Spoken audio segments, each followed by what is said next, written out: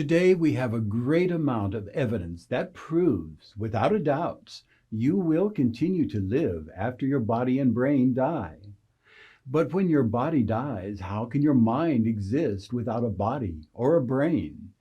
In this video, I give you conclusive proof we live on after our brains die. People are able to see, hear, smell, taste, and touch things thousands of miles away from where they're sitting. The ability is called remote viewing. It shows you don't need your body or your brain to live happy and healthy. In this video, I give evidence remote viewing is valid and examples of actual remote viewing sessions, including my own remote viewing sessions.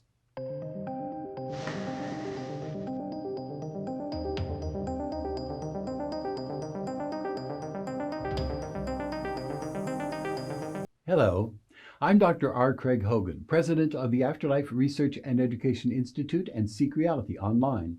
I'm the author of 8 books containing the evidence you will come to the end of this life, but you will never die.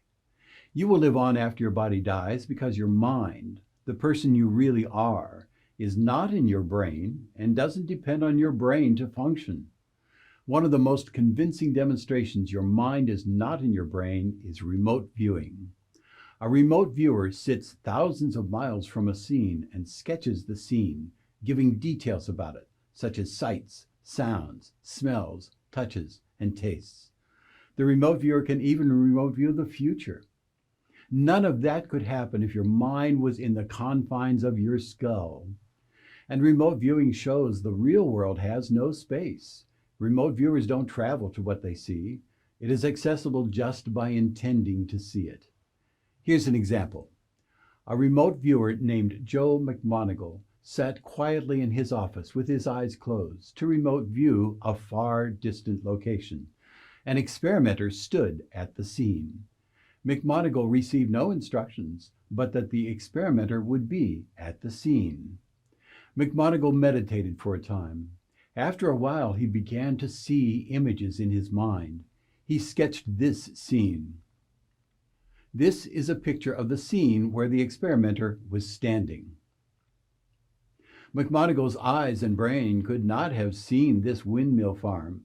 He could only have experienced it if his mind was not in his brain, and there was no space underlying the reality of our world. We can see things far distant from us just by intending to do so. Here's another example. A remote viewer named Pat Price remote viewed a site in the Soviet Union as part of the CIA's Operation Stargate remote viewing spy program. Price said he saw something large being constructed. He sketched this part of the construction. Later photographs taken of the site by a spy plane revealed what Price had seen. It was a large gantry crane. The United States government was so convinced people could remote view successfully that they had a program called Operation Stargate from 1972 to 1995 to spy on the Soviet Union. Stanford Research Institute performed 154 experiments with 26,000 separate trials over 16 years. They concluded that remote viewers are seeing without using their eyes and without regard for how many miles away the target is, with odds against the viewings by chance of 1 billion to 1. Science Applications International Corporation studied remote viewing. Jessica Utz, professor in the Division of Statistics at the University of California at Davis, wrote this conclusion to the study. It is clear to this author that anomalous cognition is possible and has been demonstrated. This conclusion is not based on belief, but rather on commonly accepted scientific criteria. The Princeton Engineering Anomalies Research Laboratory at Princeton University began conducting its own independent studies of remote viewing. In 334 trials, remote viewers successfully described remote locations with odds against chance of 100 billion to 1. When the results were reviewed by Dr. Brian Josephson, a Nobel Prize-winning physicist from Cambridge University, Dr. Josephson concluded, "The experiments have been designed to rule out luck and chance. I consider the evidence for remote viewing to be pretty clear-cut." These are more examples. The remote viewer's drawings are to the left. They had no information about the place to be viewed other than knowing that they were to view a scene an experimenter was standing before.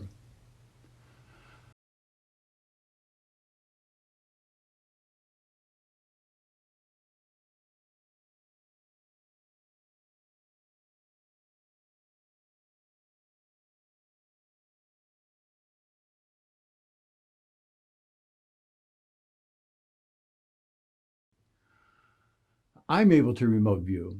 I'm especially able to see objects someone puts on a table or desk anywhere in the world.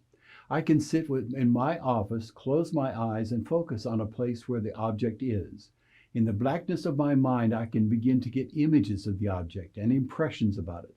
I then write a description of the object and sketch it, although I'm not much of an artist. In 2005, a computer systems analyst in New Jersey named Bill Walker asked me to do some sessions for him to show him what remote viewing can do. I sat in my office in Illinois. I closed my eyes, and I focused on objects Bill Walker had set up on a table in his home in New Jersey. I emailed my impressions and sketches to him. This is the first sketch I sent to him with my description. I saw something ribbed, amber or brassy gold, with a thick button I called a dimple-like thing. It felt like it was metal. Bill Walker sent back this picture of what was on the table in his living room. I had the impressions of other things on tables. This is a second sketch with a description that I sent to him. It looked like something organic with large leaves and odd little balls at the ends of the stems. This is what he sent back to me. It was clear that when I wanted to view something Bill Walker had placed on a table, my mind went from table to table in his house. This is a third sketch I sent at the same time as the other sketches. I saw vegetation with light peach petals and two large leaves in what looked like a pot. This is the photograph he sent to me after I sent him the sketches. It was on another table in his home. One of Bill's children had placed a toy on a table in the house when he was done playing with it. My mind saw it. I was also asked by a man named Rick Stewart in Maryland to look at something he had placed on a table. This is the sketch I sent to him with the description. It was yellow-green, smooth, rounded, with 2 feet. I described it as having a roly-poly body. It had a white patch on the body. Rick Stewart sent this photograph of what was on the table. The white circle I saw was the emblem on the chest. Remote viewing proves our minds are not in our brains. The experience of sight happens in our minds, but we don't need eyes to see.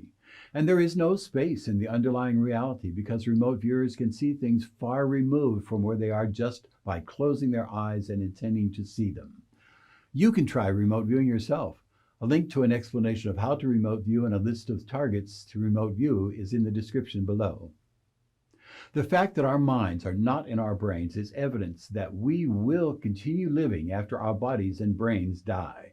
We were never confined to the body, and in the reality underlying the apparent world, there is no space. Remote viewing is further proof that you will come to the end of this life, but you will never die.